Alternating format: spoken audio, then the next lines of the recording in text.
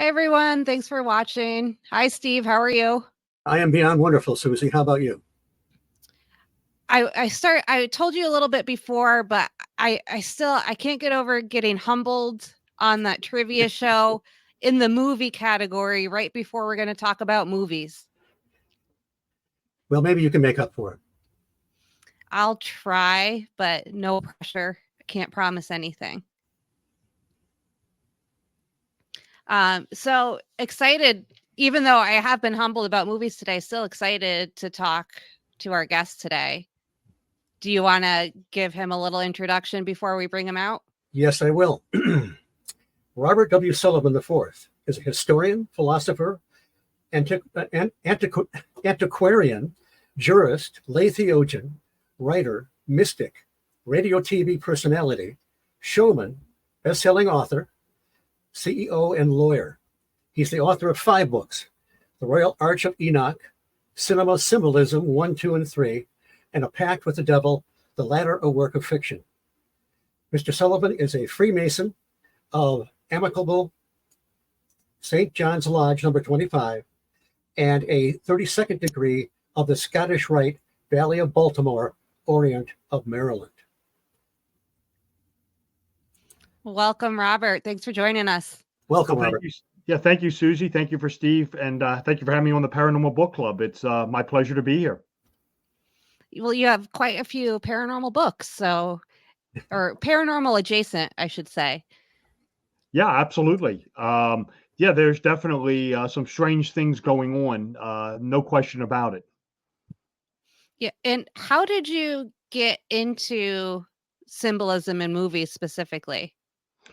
Right. So that actually began with my first book, The Royal Arch of Enoch, which was a book about Masonic history and philosophy and symbolism. And the final chapter of that book, I wanted to bring it up to speed to the 20th, 21st century. So the book really went back in time and talked a lot of Masonic history, but I really wanted to make it modern at the end. So I got into Masonic, what I would call solar and Enochic themes in movies. And some of the movies I talked about were like National Treasure 2, Da Vinci Code, Being There with Peter Sellers. And it kind of just was a snowball effect that I wanted to talk about more symbolism in film, but the themes or the undercurrents weren't necessarily Masonic. Sometimes they were, but not often.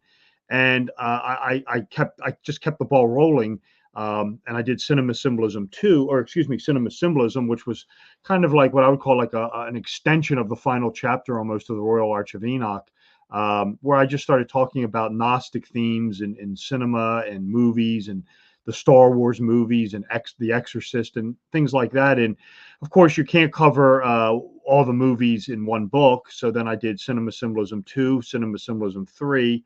I am currently working on 4.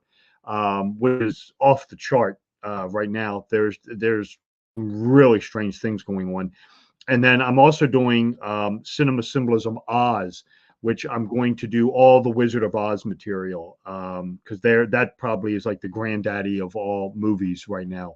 I touched on the Wizard of Oz in the first movie book, where I got into the political allegory.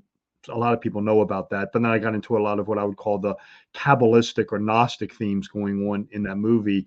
But then there's a whole nother angle to this thing that I'm still working on, that I kind of got into a little over a year ago. So I'm doing 2 books at once right now, 4 in Oz. The next one out will probably be 4. That should be 4. That should be like out a year from now. So that's how it got going on it. I was always interested in these themes since, I was always interested in, esoterica and the occult and mythology and magic since I was a kid.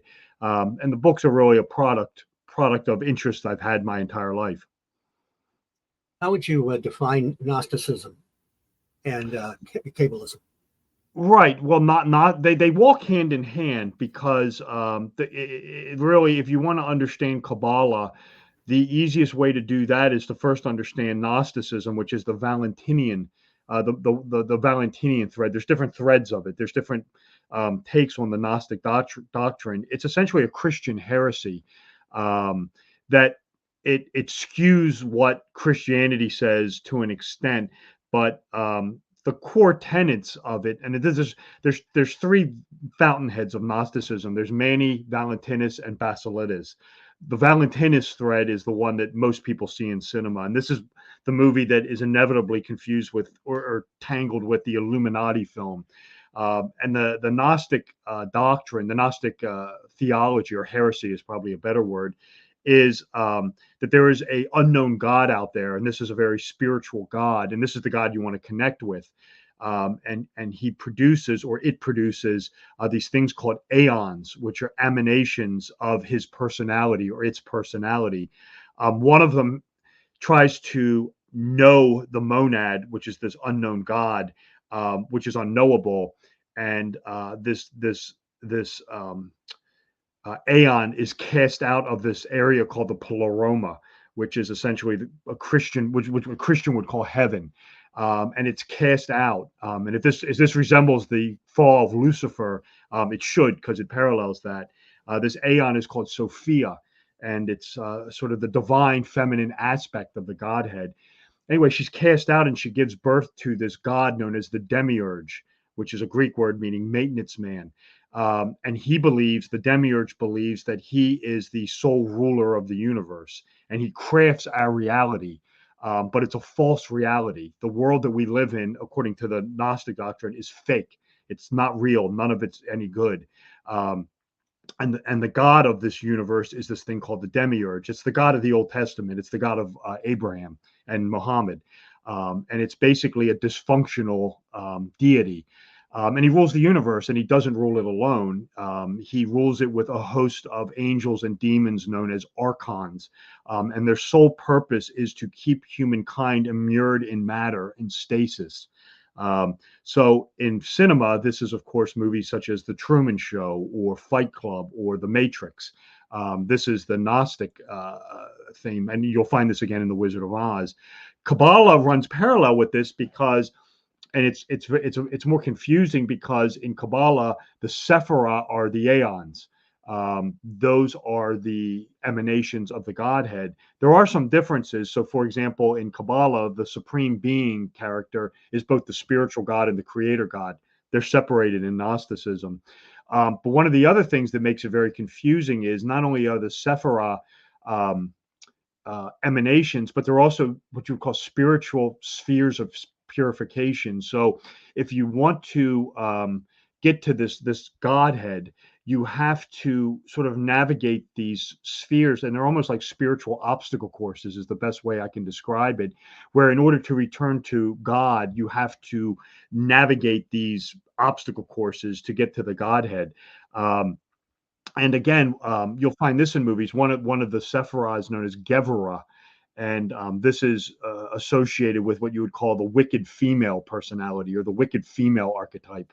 And of course, if the Wizard of Oz, this is of course the Wicked Witch that Dorothy has to sort of navigate. It's like a test, a trial that she has to navigate in this magical land to ultimately receive gnosis, self-awareness, which for her is there's no place like home. So these Gnostic and Kabbalistic themes do turn up in very popular movies. And again, this is some of the topics that I talk about in my books. Will people be able, that don't know a lot about these things, will they be able to follow the ideas and connect it to the symbolism? Yeah, absolutely. I always, in the books, I always approach it where if a person has no working knowledge of this, I give a description and a history of what it is.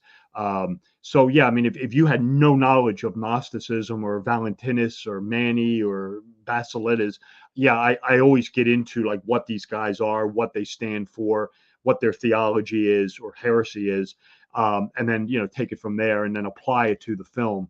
So yeah, I mean, if you weren't aware of that, I mean, I definitely get into the books of what these doctrines stand for. So I mean, if like for example, I mean, the easiest one for the Gnostic, for the Valentinus film is The Matrix. I mean, that is the easiest one to spot. I mean, because you have Neo, who is sort of what you would call the Gnostic Christ. The Christ figure in Gnosticism plays a little bit different role in Gnosticism than he does in Orthodox Christianity. In Orthodox Christianity, Christ is the redeemer of sin. In Gnosticism, he is the destroyer of worlds. he is sent here to ruin the demiurge's artifice.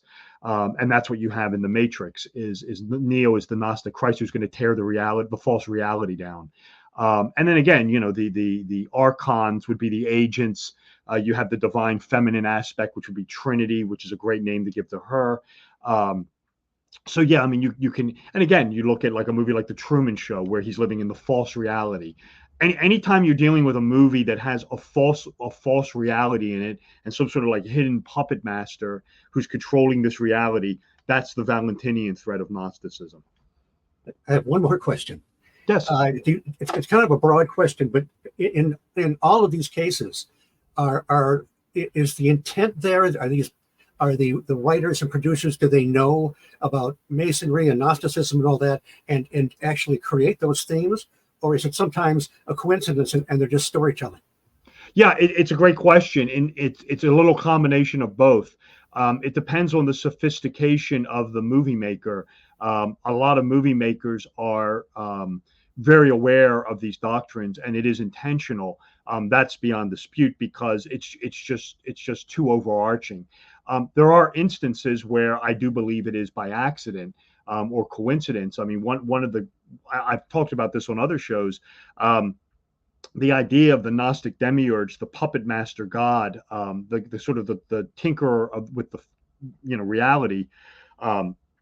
One of the best examples of this, believe it or not, is in an Ed Wood movie of all things called Glenn or Glenda, where Bela Lugosi of all people plays this sort of puppet master who controls reality. I am convinced pretty clearly that probably Wood had no knowledge of Gnostic doctrine, but in this movie he has created one of the best on-screen versions of the Gnostic demiurge, and probably did it quite unaware. In other movies, it's clear that they know what's going on, and they know what, you can find it in like The Matrix. I mean, that's a no-brainer. The Truman Show's another one. Dark City, which came out before The Matrix, that has the same themes in it, where the strangers are clearly the archons. The one guy is, I think it's Mr. Book. He correlates with a character out of Gnosticism called the Great Archon. That comes from the word of Basilides. So yeah, no, these filmmakers are very aware of it. But again, it just depends on the sophistication of the filmmaker. Some are better than others. There's one other one called The Island with Ewan McGregor, where they're actually imprisoned in a colony. They don't realize they're clones, but they escape, and they find they're the person that they're cloned after. Anyway, it's the same kind of thing, I think. Yeah, I haven't seen it, so I'd have to watch it to take a look to come up with a conclusion. But it sounds like what you're talking about.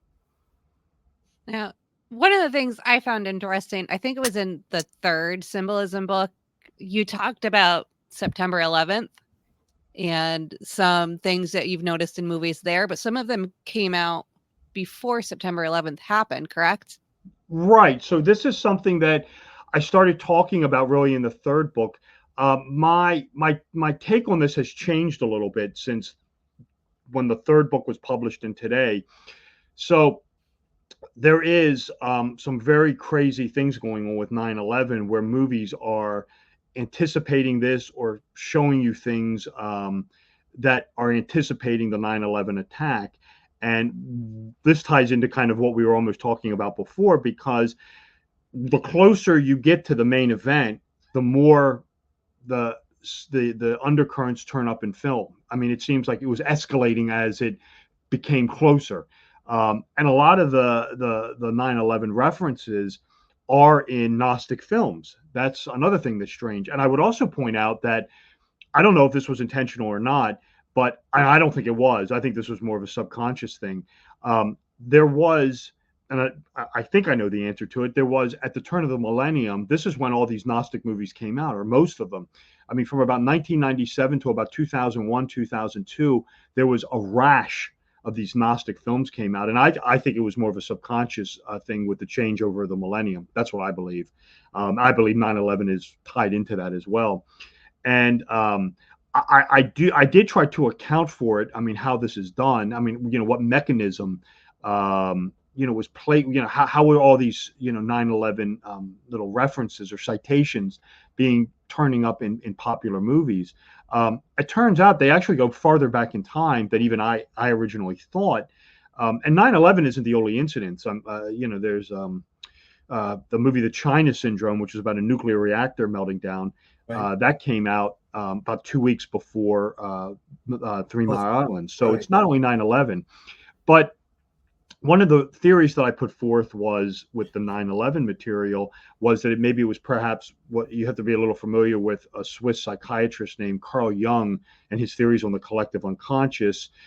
What I was postulating in the book was that it could be working in reverse. That essentially, since films are creative endeavor, that somehow this stuff was being placed into films through some sort of unconscious mechanism that was anticipating the future. My theory back then, it has subsequently changed. I now am convinced that this is an intentional supernatural occurrence going on. And it's a very, very long story. We will not have time to cover it tonight. This is the thrust of my next book. But I am 100% convinced, more with the 9/11 stuff than with like the 3 Mile Island, that this is a supernatural occurrence, because there are too many things going on that I have documented around 9/11 to make me believe that there is much more to this than what we know right now. And it ties into, and I kind of mentioned this in the little notes that I sent, I think I mentioned in one of the emails, is there is a numbering sequence surrounding 9/11 that turns up all over the place in other tragedies, that is quite astounding and very disturbing. And there is just no way possible, no way that human beings can be responsible for something like this. This has to be coming out of the world of the supernatural. I think, I don't think, I know that this has something to do with what is called the precession of the equinoxes, the changeover from Pisces to Aquarius, and it ties into the gematria of a guy named Aleister Crowley. And there is also, I'm also 100% convinced on this, that this is somehow linked to a death curse that was placed on L. Frank Baum, who wrote the Wizard of Oz stories. It's very complex, but I can pretty much prove it beyond any reasonable doubt. That's very interesting. You're going to have me bothering you, asking you when that book's coming out. Yeah, this is something I've been working on for the last year. What happened was, I started looking into this, and the book should be out a year from now. And what I did was I put information into this book, and it's really the main thrust of the book. I'm doing some other things as well, but this whole thing with because these numbers also turn up in movies, and this is one of the things I said at the beginning. These numbers also tie into the Wizard of Oz, believe it or not. And so what I did was I started researching this, and I just was documenting all these anomalies, I guess is the best word to describe it, surrounding these events where these numbers just repeat over and over and over again. And it's impossible to account for. And it's just way beyond. I'm a lawyer. You are well out of the realm of coincidence here. I did that, and then I started noticing it again, and I thought, well, wait a minute. I thought, if I keep this book will never end. I've got to kind of put my foot down and just stop this. So what I'm doing is I kind of have it done for Cinema Symbolism 4, but I'm still documenting it with other things. And this is going to be in Cinema Symbolism Oz, where we're going to talk about this Wizard of Oz, I don't know, killing curse, I guess is the best way to describe it, with Aleister Crowley and his numbers. And then I'm going to do of course, with the Wizard of Oz. This was something I did in, let's see here. This was something I did in the first book, where I got into the political allegory and the Gnostic Kabbalistic themes of the Wizard of Oz. So Cinema Symbolism Oz is literally going to be everything you want to know about the Wizard of Oz. But right now I'm doing 4, and I have all that pretty much done right now. So I'm just working on that right now. That's what I'm doing with right now. I'm doing Symbolism 4. I'm sort of toying with Oz on the sign, just adding stuff to it. But 4 should be out probably in about a year from now. So, I mean, I could talk about it a little bit if you want, but it's complex and it does require a lot of backstory. But I'll condense it real quick. If you go back to 1939 when The Wizard of Oz came out, and you move forward from 1939 onward, and I should point out there's no evidence of this before 1939. The making of The Wizard of Oz seems to have triggered this death hex of some kind, and it's a numeric based killing code that blankets every tragedy you can think of from 1939 to present day, and it involves a series of numbers, which Aleister Crowley designates for this new age. Crowley called it the age of Horus. It's synonymous. It's the same thing with the age of Aquarius.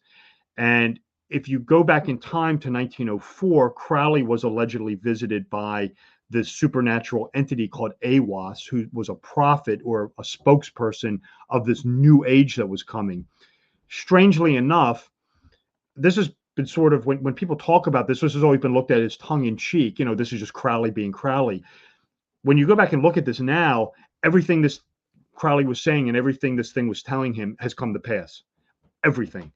And it's quite astounding because Crowley designates numbers and gods for this, or a godhead for this new age of Aquarius.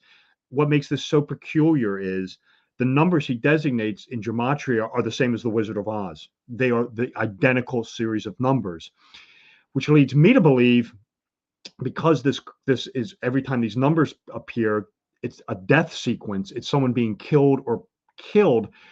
My theory is there must have been some sort of hex put on L. Frank Baum by Native Americans, because Baum called for the genocide of Native Americans. If it was just killing and it was just murder and it was just using Crowley's numbers, I would kind of be willing to stop there.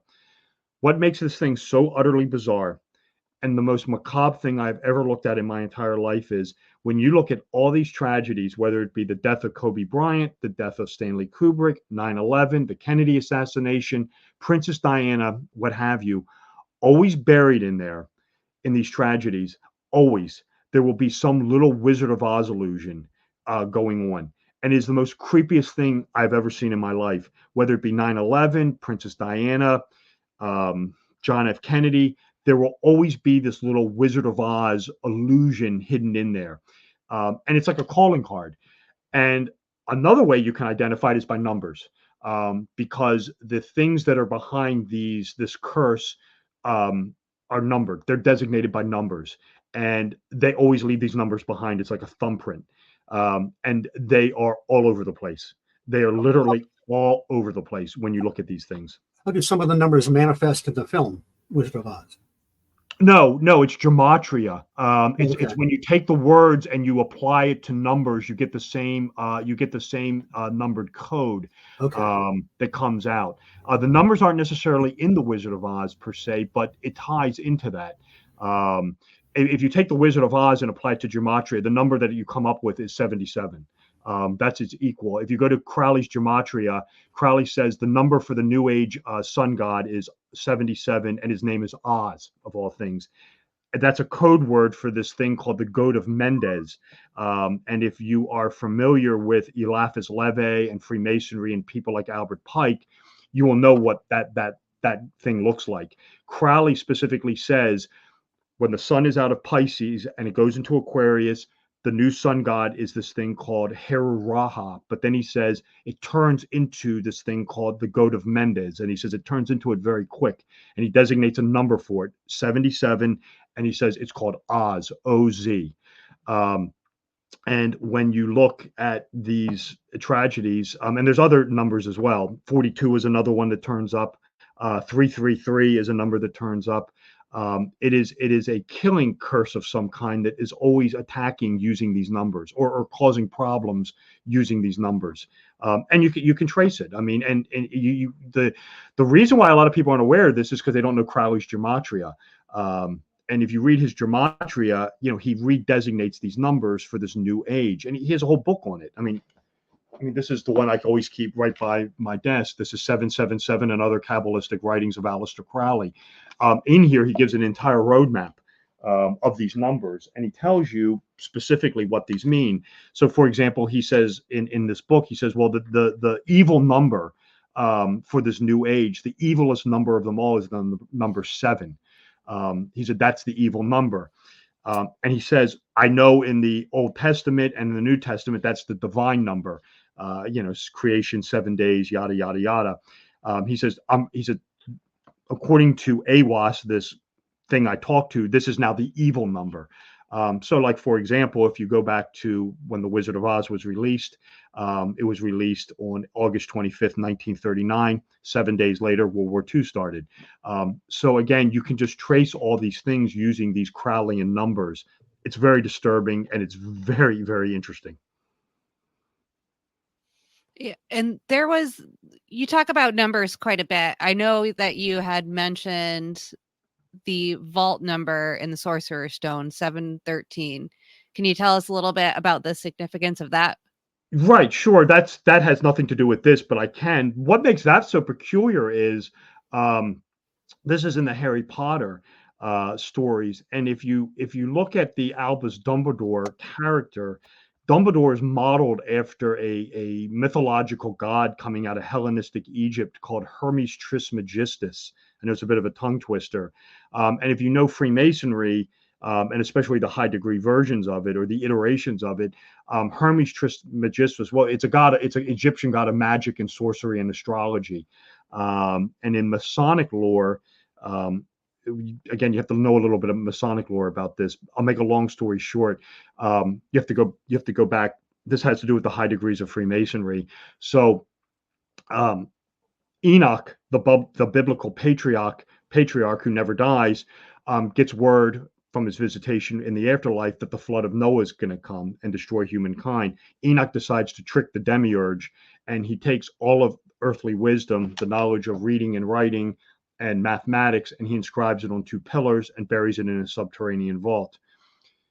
The flood of Noah comes, everybody gets wiped out, the vault survives. In Masonic lore, the vault is breached by 2 characters, Pythagoras, who decodes the mathematical pillar and restores mathematics to humankind, and then this character, Hermes Trismegistus, who restores reading and writing back to humankind. Trismegistus is the god of magic and sorcery. In film, he is Albus Dumbledore, he is Obi-Wan Kenobi, he is Morpheus, and he is Gandalf the Grey.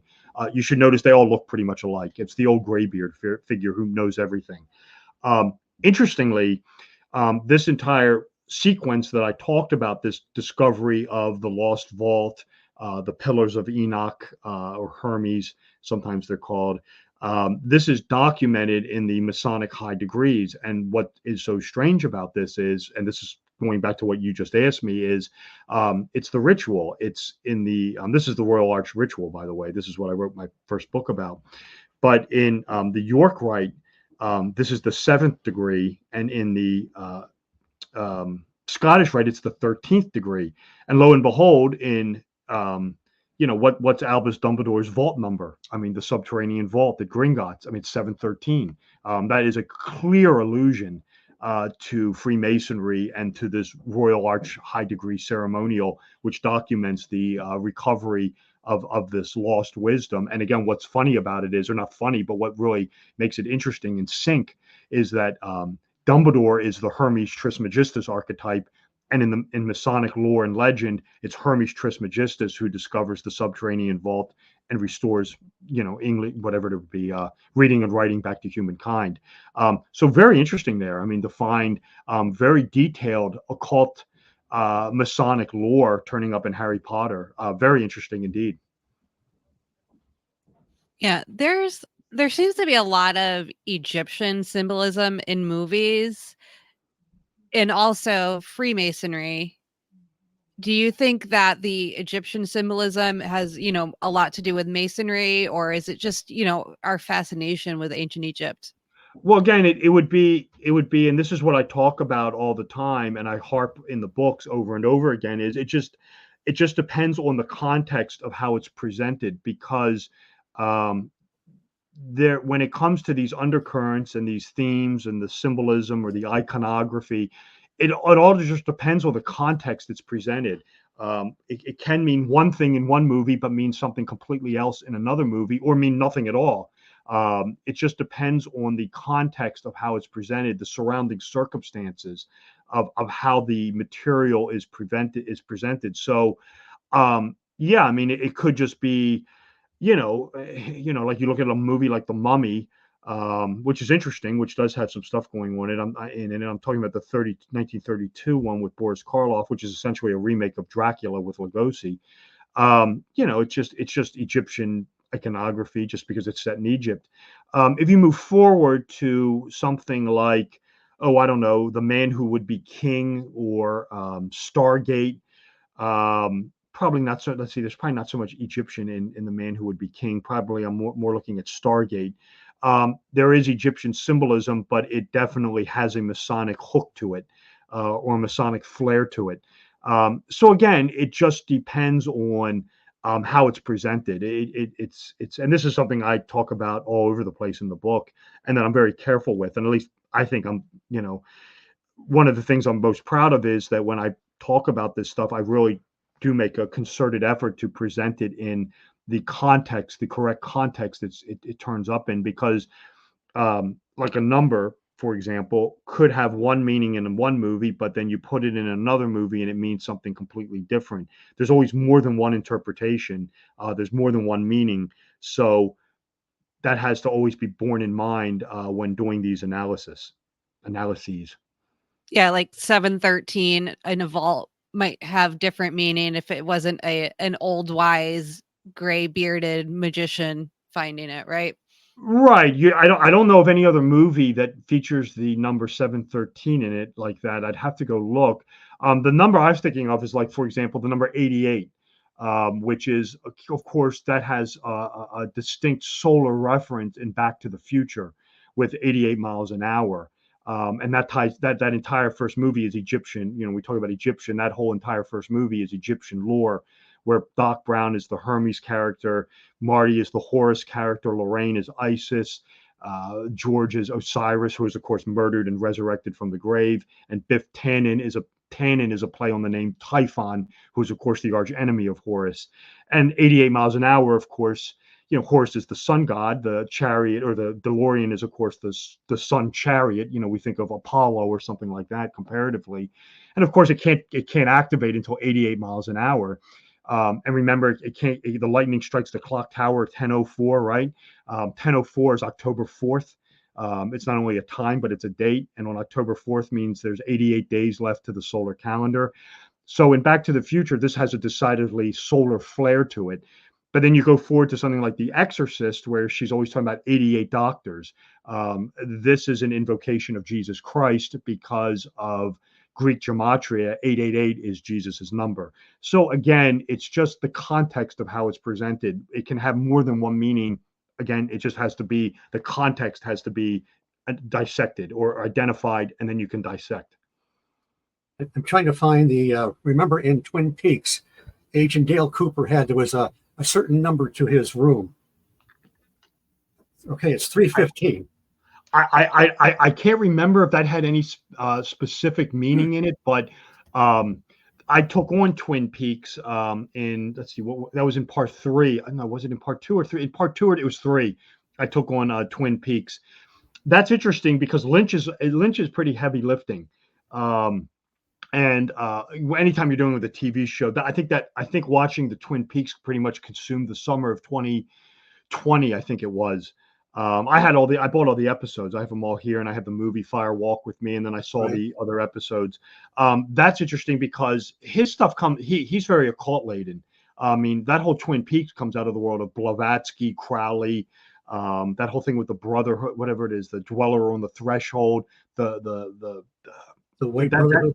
The Red Room. That whole thing is, if you're into theosophy with Blavatsky, and then what Crowley says, that entire show is based on that. The one thing that Lynch is obsessed with And you'll find it in just about all his movies, pretty much. I'd have to go back and look because he's heavy lifting. I mean, he's really confusing. Is duality. I mean, Twin Peaks too.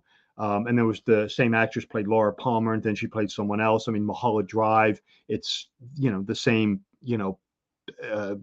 Naomi Watts plays two characters in it. If you're watching Lynch, always pay attention for duality or doubles. He's very much into that. Including Lost Highway. Yeah, and Lost Highway also. Now Lost Highway is complex. That's the Basilidian thread of Gnosticism, which is by far and away the most confusing of them all. That has to do with something known as negative theology. It's called willed ignorance or willed nothingness, and that is one of the most complex doctrines. Lost Highway is the Basilidian thread. Phantasm 5 is the Basilidian thread, and Cronenberg's Existenz is those are very complex. It has to do with the whole idea of what Valentinus said is in order to obtain the Godhead, you have to have wisdom, you have to have knowledge. Basilides negates that and says the way you obtain the Godhead is by being willed ignorant. You have to be completely divested of this reality. And if you look at it's the whole thing with the character played by Pullman. I mean, he basically essentially erases himself from reality and becomes someone else. And it's by the end of that movie, you don't even know who he is. And it's the same thing in Phantasm 5 and Existenz. By the end of that movie, the protagonists don't know who they are, where they are, what time they're in, or even if they're alive or dead at that point. They're in a state of will limbo, essentially. So, yeah, go ahead. Susie, have you seen Lost Highway? No, I haven't. When I was watching it, Robert, one side of my brain was trying to make sense of the story. The other side of my brain said, "Don't bother. It's David Lynch." And so it was just very, very confusing. It was entertaining, but confusing as all heck. Yeah, it is. Lynch is decidedly confusing and complex. He is one of the most difficult.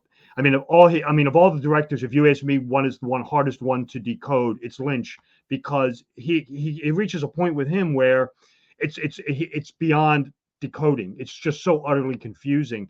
But then you look at stuff like A Wild at Heart. There's some interesting things in that. Of course, Eraserhead is another one. I mean, Lynch is into Gnosticism, and the other thing that Lynch is obsessed with, and we talked about this earlier, is the Wizard of Oz. Inevitably, you will always find some Wizard of Oz allusion in his stuff, in his material. I mean, I know in Twin Peaks, the main villain, the protagonist, was Judy. I mean, it's an obvious allusion to Judy Garland. In Mulholland Drive, the restaurant Winkies. That's the Winkies, if you don't know, are the those are the royal guardsmen who protect the Wicked Witch.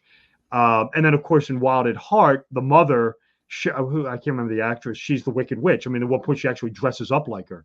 And in a lot of his, not all of them, I don't think there's anything in Eraserhead, but I'd have to go look.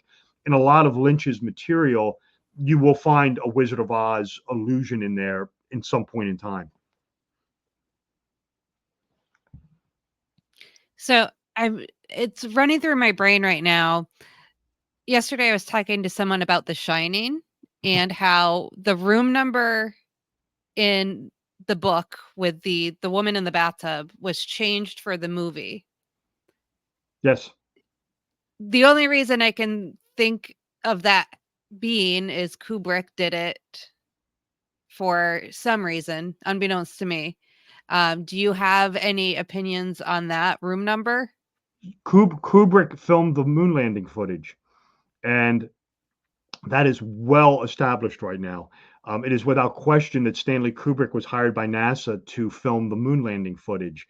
And if you watch The Shining, he kind of gives this away when the boy stands up with the Apollo 11 sweater and then goes to the room. And you're correct. It was 213 in the novel, and he changed it to 237. 237, if you add that number together, you get the number 12. That movie, The Shining, is all about repetition. There are certain things that Kubrick repeats over and over and over again, and he just blasts your subconscious mind with it. One is the number 12, another is the number 42. And this ties into the death curse as to why Kubrick died when he did. But Kubrick repeats things over and over and over again in that movie. And the reason he does that is because he is trying to implant in your subconscious mind the idea that the Overlook is an Ouroboros. It's a serpent biting its tail. It's just an endless repetition cycle. Getting back to your question, the reason why he changed it to 237 is it's the number 12 if you add it, it's the number 42 if you multiply it. But more importantly, in the late 80s, in the late 70s, early 80s, the moon was 237,000 miles from the Earth. And of course, the boy stands up with the Apollo 11 sweater and then walks to the room, signifying the rocket going to the moon. And it's pretty well established that Kubrick filmed, or at least staged, the moon landing footage. The smoking gun on this is the movie that he made before The Shining called Barry Lyndon. And this is set in the Napoleonic Wars. What makes that film so interesting is Kubrick wanted to film scenes solely by candlelight, but you couldn't do it. If you go watch movies and there's a candlelit scene, inevitably you will see like a stage light off to the side. You cannot stage movie scenes lit by candlelight solely. It's impossible. Lo and behold, in the mid 1970s, NASA had developed a lens that allowed you to do that. And Kubrick went to NASA and they gave it to him. They said, here, do whatever you want with it. And when you watch Barry Lyndon, you are literally watching a movie that was filmed with NASA technology. And of course, it begs the ultimate question: why was NASA working for Kubrick? And of course, the question answers itself is, Kubrick was their employee. I mean, he worked for him. He did the moon landing footage for him. And the reason for that is that ties into the movies Dr. Strangelove and 2001: A Space Odyssey. This must have been one of the worst kept secrets in Hollywood. I mean, I was just on someone else talking about this. And if you watch the movie Being There with Peter Sellers, the scene where he's standing in front of the TV shop and the 2001 Also Sprach Zarathustra is playing in the background by Richard Strauss. That's, of course, the theme music to 2001, which is another Kubrick film. Sellers is standing in front of the TV shop, and it's the moon footage. It's the moon setting. It's the lunar surface, and he's standing in front of a camera and waving around and stuff. And this is a clear allusion to Kubrick. And of course, it's Sellers. I mean, my goodness, it's Peter Sellers. I mean, if you asked, who is Stanley Kubrick's favorite actor, I mean, it's Peter Sellers, Dr. Strangelove himself, and he was in Lolita as well. So that's another, little tie into this with Kubrick filming the lunar footage. But no, he changed it because it had to do with the distance from the Earth to the moon in the late 1970s. There's a lot of claims that by Richard Hoagland, the guy that wrote Monuments of Mars, that NASA would do all kinds of things, launches based on numerology and Masonic symbolism. Is that no, I disagree with Hoagland on this all over the place. Yeah. I'm just curious. No, it's okay. I mean, there is. I should back off a little bit. There is a lot of the founders of NASA were Freemasons, and you do find Masonic symbolism and stuff with NASA. That's irrefutable. I've talked to Hoagland about it, and I don't agree with some of the things he's saying, though. Okay. Yeah. National Treasure and the Royal Arch. Some of it's quite blatant, even if you don't know a lot about Masonry. What's your take on that particular movie and the accuracy and the depictions and the iconography in that? Right. So the first National Treasure movie is actually a film I took on in the Royal Arch of Enoch, and that was intentional because although there are overt Masonic icons in that movie is the ritual. That movie is the Royal Arch of Enoch high degree ceremonial. So if you're familiar with the ceremonial or the ritual, it has to do with the discovery of the subterranean treasure vault by the Knights Templar on the Temple Mount in Jerusalem. This is where King Solomon's temple was. They're going back. It has to do with the destruction of the Second Temple. The ritual changed around. As it exists today, Solomon's temple has been destroyed. A Jewish governor known as Zorobabel, excuse me, is returning to the Holy Land to rebuild the Second Temple. And in the process of that, they discover this trap door. They discover this subterranean vault. This is where the pillars of Enoch are. This is where the Tetragrammaton, the name of God, is concealed. And it's this treasure vault, essentially. If you look at National Treasure, I mean, it's the same thing. It's the discovery of this subterranean Masonic Knights Templar treasure vault beneath the Holy Ground. In the ritual, it's Solomon's Temple in the Holy Land. In National Treasure, it's in New York City. And the reason it's set in New York City is that is a nod to the former mayor of New York City and former governor of New York State named DeWitt Clinton, who was a Royal Arch Grand Master. So when you're watching National Treasure, you are literally watching a Masonic ritual before your very eyes. That is the 7th degree of the York Rite or the 13th of the Scottish Rite. That is the Royal Arch of Enoch ceremonial ritual, call it what you will. Isn't that supposed to be a secret? What do you mean? In Masonry, aren't the rituals only supposed to be known to members? Well, you can. I mean, I'm a 32nd degree. You can. It is allowed to talk about Masonic history and the rituals and the symbolism. That's all fair game. What they don't want you talking about and what's prohibited is like the signs of recognition. So this would be the handshakes, the tokens, the passwords, the pass grips, things like that. That's the kind of stuff they don't want to talking about. And I don't get into it at all. But any sort of Masonic philosophy or the ritual symbolism, that's pretty much fair game.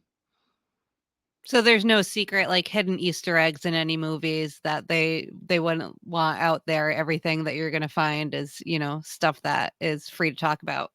Well, it depends. It just depends. I mean, there could be, but it just depends on the movie.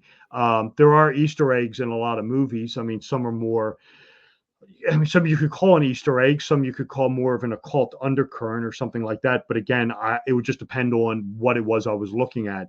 But no, you could find Masonic. I mean, the Being There movie with Peter Sellers, I mean, has a lot of Masonic, what I would call illusions in it. I mean, clearly at the end of that, there is a reference to the Illuminati. The Sellers character is a solar figure, a Christ avatar. So yeah, I mean, you can definitely find Masonic themes in films or anytime, I guess. I mean, it just depends. I mean, it would just depend on the film. But the National Treasure, the first one and the second one, they have a lot of Royal Arch imagery in it, because the first one really is the ritual. So it's not surprising to me when I see it in those movies. Interestingly, also the first Da Vinci Code movie has very similar themes in it as well. Anytime there is a need for knowledge or something like that, or a clue that leads to further knowledge, inevitably you will see, if the filmmakers knows what they're doing, you'll see the number 13 pop up. That's what my advice would be. Keep an eye out for that number, because that's an allusion to this ritual where wisdom is discovered. So if you watch Da Vinci Code again, so like for example, when he's getting the clues that keeps leading him on, from one thing to the other, the number 13 routinely turns up. I mean, at the very beginning of it, when he's going into the Louvre to see the Mona Lisa, I believe it is, or Madonna on the rocks, maybe, the painting's in Hall 13. Again, because it's a clue that leads to further wisdom. That's a complete allusion to Freemasonry and the Royal Arch of Enoch. I was going to ask about the Da Vinci Code. Boy, there sure was a big hullabaloo when it came out. I mean, it struck a note with people, regardless of the veracity of it. Yeah, I mean, it's been a while now. It was a movie that, again, this is when I took on in the first movie book, or excuse me, the Royal Arch of Enoch book. This was in the final chapter. That came out right with National Treasure, and I always thought I thought National Treasure was a better movie. I always thought that Da Vinci Code, the National Treasure, was what the Da Vinci Code was trying to be. I like National Treasure better. I mean, Da Vinci Code's okay, but again, a lot of that Da Vinci Code stuff came out of the book Holy Blood, Holy Grail. Whether you want to buy into that or not, that's up to you. I mean, if a person wants to believe it or not believe it, that's up to them. But a lot of the what you would call raw material, I suppose, for Da Vinci Code came out of the Holy Blood, Holy Grail book, which I think came out in the 70s, maybe early 80s. I'd have to go look. I can't remember anymore. Yeah. So The Wizard of Oz definitely has a ton of bizarre stuff going on. Have you ever found any other movies that, even, come close to the number of, like, I'll say coincidences, but, obviously not coincidences when you get to a certain point? Well, the Wizard of Oz has a lot going on in it by itself. What makes the Wizard of Oz so creepy right now is because of this, I don't know what you want to call it, this killing curse. Um, I mean, the Wizard of Oz is multi-layered. It has the political allegory, and then it has the Gnostic allegory. Are there other movies out there that are multi-layered? Yes, absolutely. I mean, a movie that comes to mind is Midsommar by Ari Aster. There's a lot going on inside that. Certainly, the Darren Aronofsky films, especially like Black Swan, Kubrick. Kubrick is very multi-dimensional, especially Mm. something like The Shining. Lots going on in his films.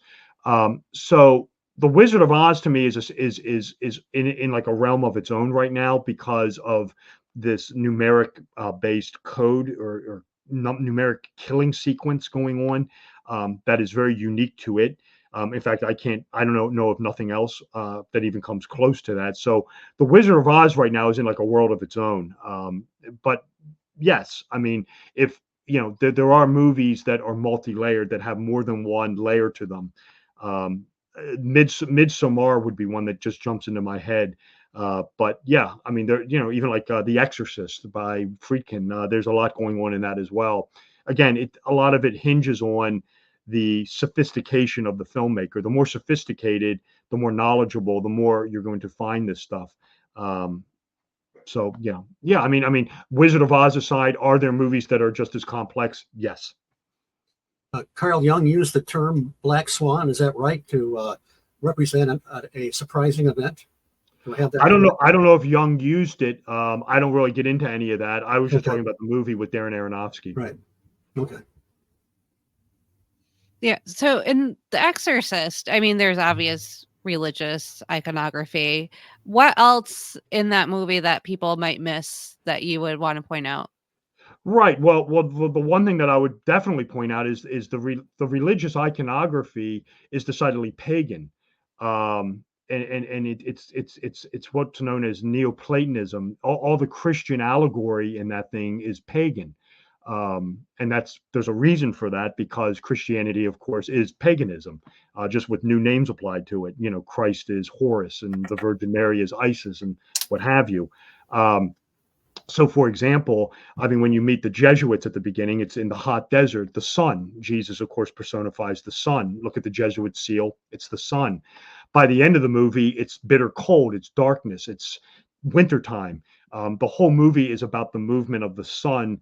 And Kubrick plays this up also in The Shining. I mean, the one thing that in The Exorcist that's very well done is the movie when the demon starts to really run amok is at the right around Halloween.